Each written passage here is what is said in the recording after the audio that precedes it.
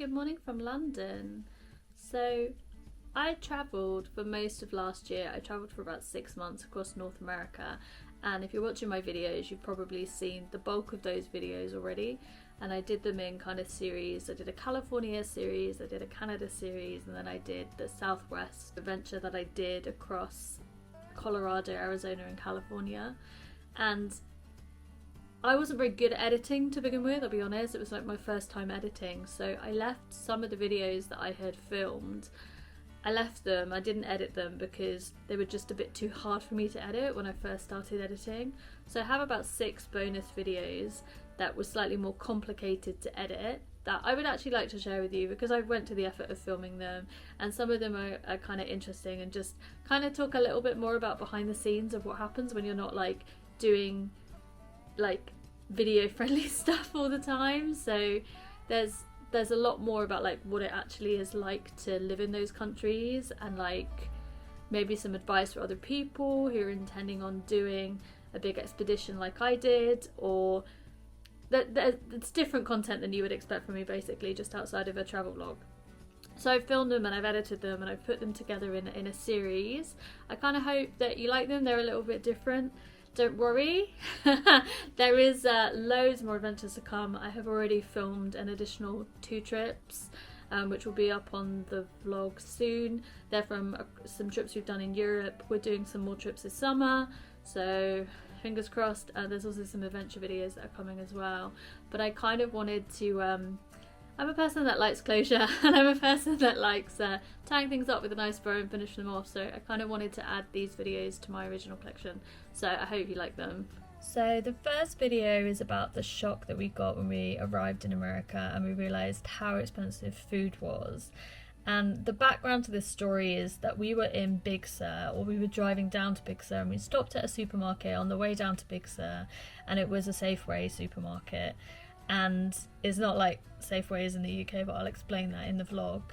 And we stopped at the supermarket and we bought literally about 2 days worth of food. It wasn't a lot. It was some milk and some general essentials, some bread, some lunch, and a couple of dinners, like literally 2 dinners. And we didn't buy anything expensive.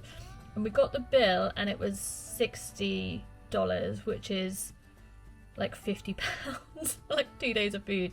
And this haunts me to this day that we spent that much money on like 2 days of food. So this vlog is kind of coming off the back of the history of that.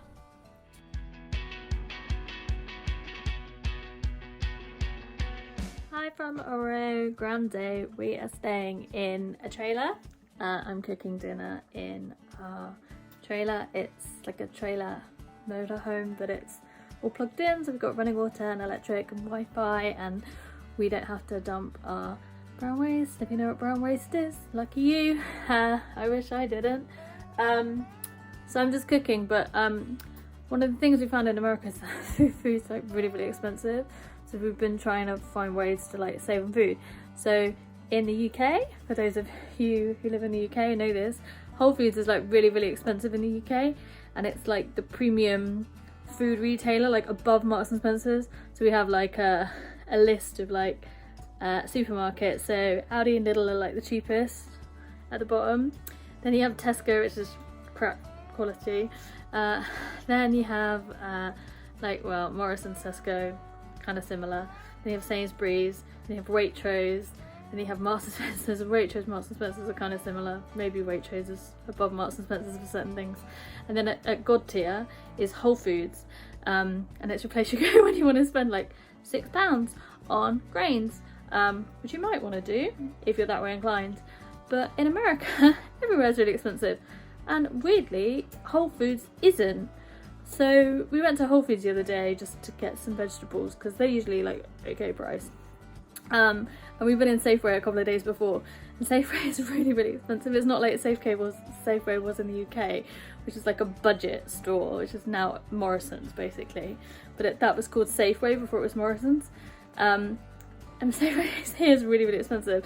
So we spent $60 on a shop for like 2 nights in Safeway. I had a massive fear of food being really expensive, and then we went to Whole Foods and we managed to find this kind of $3.65 range in Whole Foods, which is like their own brand stuff, and it's really reasonably priced. So if you're traveling in America and you're from the UK and you think Whole Foods is going to be really, really expensive, it's actually fine. It's kind of reasonably priced and compared to everything else. So check out the Whole Foods 365 range. It's reasonable in comparatively speaking, shall we say.